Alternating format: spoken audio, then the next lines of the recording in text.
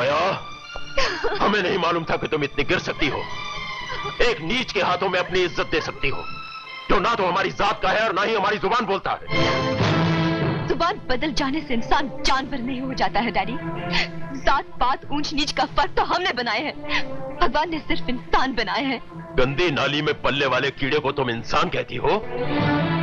तुम चाहती हो कि हम तुम्हें जिंदगी भर के लिए उस गंदी नाली में ढकेल दें, अपने पुरखों की इज्जत पर खाक डाल दें, अपने रुतबे और हैसियत पर कफन डाल दें? अपनी बेटी की खुशियों पर कफन डालना मंजूर है आपको? खानदान और पुरखों के लिए मेरी तबाही और बर्बादी मंजूर है, मेरी खुशी नहीं। मैं ही नहीं रही तो क्या अपनी इज्जत और खानदान का झंडा मेरी लाश पर गाड़ेंगे, शहनाई बजाएंगे मेरी चिता के इर्द गिर्द? सबके आगे हाथ जोड़ती हूँ, मेरी दुनिया तबाह मत कीजिए। इससे पहले कि मेरी दुनिया तबाह हो, मैं उस हरामजादे को ही मिटा दूंगा। क्या हो गया है बापू इसे? ये बोलता क्यों नहीं? कहीं ऐसी वैसी चोट तो नहीं लगी? नहीं बेटी, बैजी कह रहे थे चिंता की कोई बात नहीं, कोई सदमा पहुंचा इसे। सदमा? अरे इसे कहीं का सदमा पहुंचा है? इसकी कोई होने वाली मर गई है क्या? थोड़ी देर चुप भी कर। लो, हो गई चुप। तू ही पूछ इस भोपू से। बोल बेटा, तू बोलता क्यों नहीं? इस बस्ती में कौन सा ऐसा माइक का लाल पैदा हो गया जिसने तेरे पे हाथ उठाने से पहले अपनी मौत के बारे में नहीं सोचा? एक बार उसका नाम बता दे, उसकी लाश लाके तेरे कदमों में डाल दूंगा। तुझे कुछ पता है कहां गया था ये? कहता था विदेश से कोई फिल्म बनाने आए हैं, बीन बजाने वाले की जरूरत थी उन्हें, इसलिए उनके पास जा रहा है। मैं भी जाना चाहती थी लेकिन मुझे धाप दे गया। कौन जाने इसके मन में क्या है? बता बेटा, तुझे मारने वाला कौन पैदा हो गया? ये ऐसे नहीं बोलेगा मौसी, दो मारो खींचकर अभी मुर्गे की तरह बांग देने लगेगा। अरे ओ काट के उल्लू, बोलता क्यों नहीं? आखिर क्या मतलब है इस खामोशी का?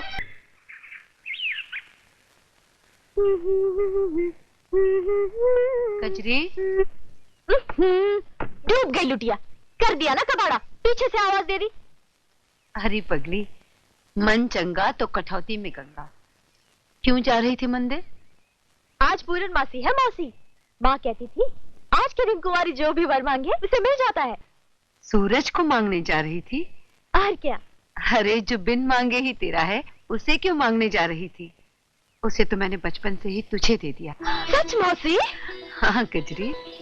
अरे पगली, मैंने तो तेरे लिए शादी का जोड़ा भी बना लिया है। अरे वाह मौसी, तो फिर सिंदूर मैं अभी लगा लेती हूँ। ये क्या किया बापू? नींद से जगा दिया है बेटी तुझे। नींद से?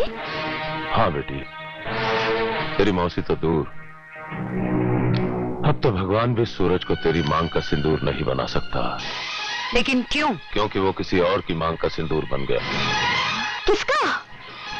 ठाकुर रघुवीर सिंह की बेटी का।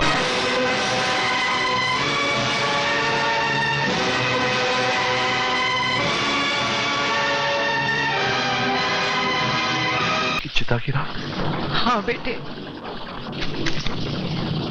भगवान ने अगर मेरा सुहाग छीना होता तो मैं उसकी मर्जी मानकर उनकी राख को अपना सिंदूर समझकर गंगा में बहा देती। लेकिन तेरे बाप की मौत भगवान की मर्जी से नहीं हुई थी, इसीलिए बरसों से इस राख को मैंने तेरे पिता की आत्मा समझकर अपने सीने से लगाए रखा है। उनकी आत्मा तुझसे हिसाब मांग रही है सूरज, बदला ले उनसे जिन्होंने तेरे बाप की हत्या की है। पिताजी की हत्या की गई थी? हाँ बेटे, हत्यारों ने अपना पाप छुपाने के लिए तेरे बाप को मौत की घाट उतार दिया। मैं तो उसी दिन तेरे पिता की चिता में जल के मर जाती, लेकिन उनकी अंतिम इच्छा ये थी कि मैं तुझे पाल पोस कर बड़ा करूं ताकि तू उनके माथे पर लगे हुए कलंक को मिटा सके।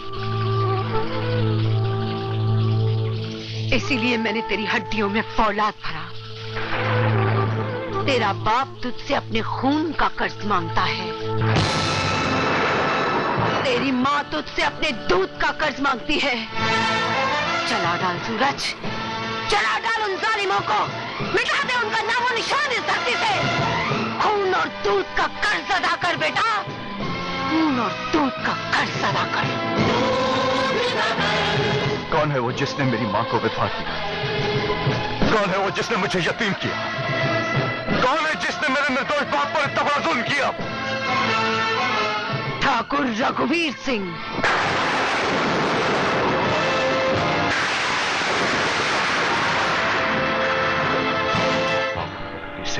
क्या हुआ? तेरे पांव डगमगा गए क्या? नहीं मां, मेरे पांव डगमगाए नहीं बल्कि और मजबूत हो गए। मेरी रगों में दौड़ते तेरे खून की कसम, तेरा बेटा अपने बाप के माथे से ये कलंक जरूर मिटाएगा मां। अरे एक जमाना था जब हम खुलेआम शेर चीतों का शिकार किया करते थे, कोई पाबंदी नहीं थी। आजकल तो लुबड़ियों का शिकार करना भी मुहाल हो गया अब। अरे बेटी रेशमा, रेशमा कहां गई थी? आप जानते हैं मैं कहां गई थी। बेशरम गुस्ताख, गोली मार दूंगा तुझे। नहीं ठाकुर नहीं। अरे बेटी की खुशी के लिए तो माँ बाप अपनी जान दे देते हैं, और तुम उसकी जान लेना चाहते हो। भैरव सिंह, इस लड़की ने मेरी नाक मिट्टी में रगड़ दी है, जलील कर दिया मुझे। मर जाने दो इसे। ऐसी औलाद से तो बे औलाद होना बेहतर है। नहीं ठाकुर नहीं, रेशमा को समझने की कोशिश करो। प्यार किया है उसने, कोई जुर्म तो नहीं किया। क्या हो गया तुम्हें भैरव सिंह? दिमाग खराब हो गया क्या? कैसी बहकी बहकी बातें कर रहे हो?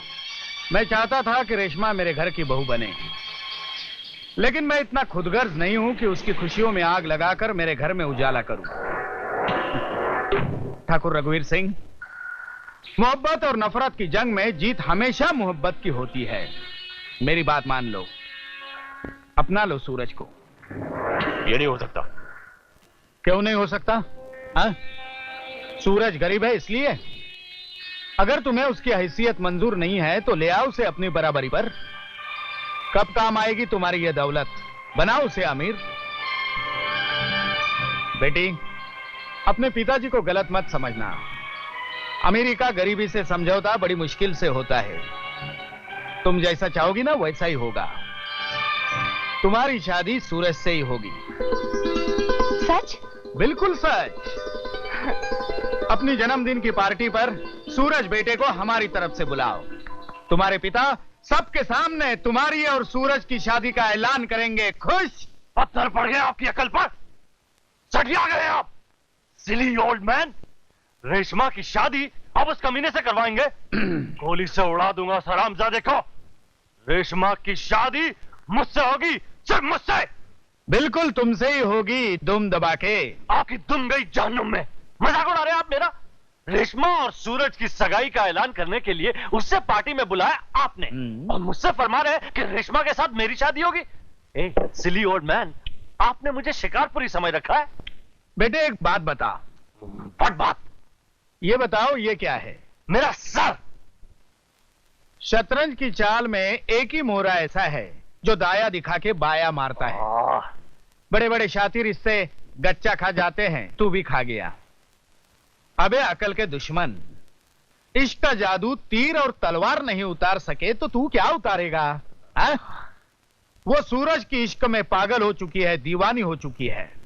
उसे अगर उस लड़के से जुदा करने की हमने कोशिश की तो वो जहर खा लेगी या उसके साथ भाग जाएगी। टुकड़े टुकड़े कर दूंगा उन दोनों के, अगर ऐसा हुआ तो।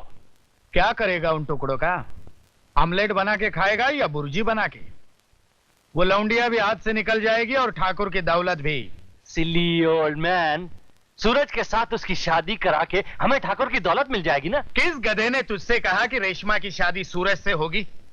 रेशमा की शादी तुझसे ही होगी और दौलत भी तुझे ही मिलेगी। ए, पूछ कैसे? कैसे? दाया दिखाकर बाया मार के। रेशमा सूरज को बहुत नेक और ईमानदार समझती है। सूरज उससे प्यार करता है, उसकी दौलत से नहीं। बस हम ये उस पर साबित कर दे कि मामला उल्टा है। सूरज चोर है, धोखेबाज है, तो इश्क का भूत 1 मिनट में उतर जाएगा। वो उसे दिल से तो निकाल ही देगी, घर से भी धक्के मारकर निकाल देगी। बदला ले उनसे जिन्होंने तेरे बाप की हत्या की है। सूरज!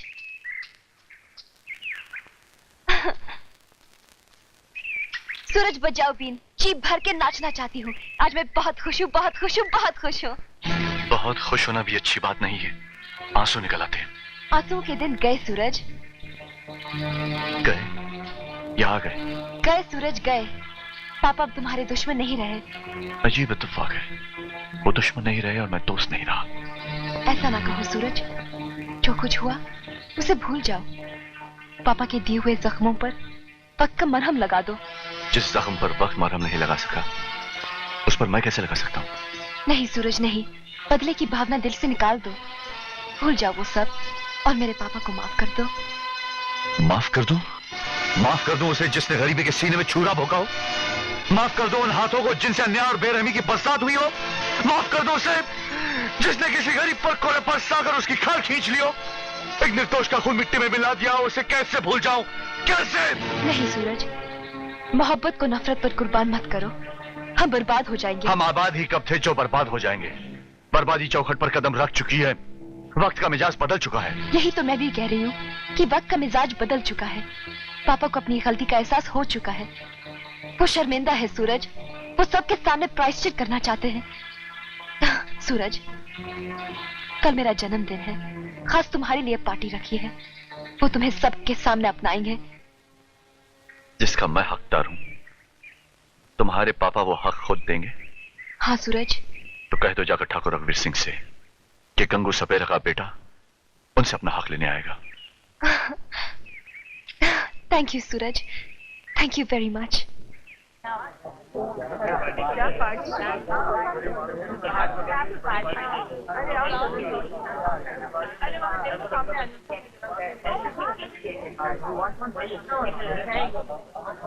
हैप्पी बर्थडे रेशमा, मेरी तरफ से ये छोटा सा तोहफा। Thank you. अरे विदेश में रहते हुए भी देसी बातें कर रहे हो। पहना दो अपने हाथों से रेशमा के गले। Sure dad sure.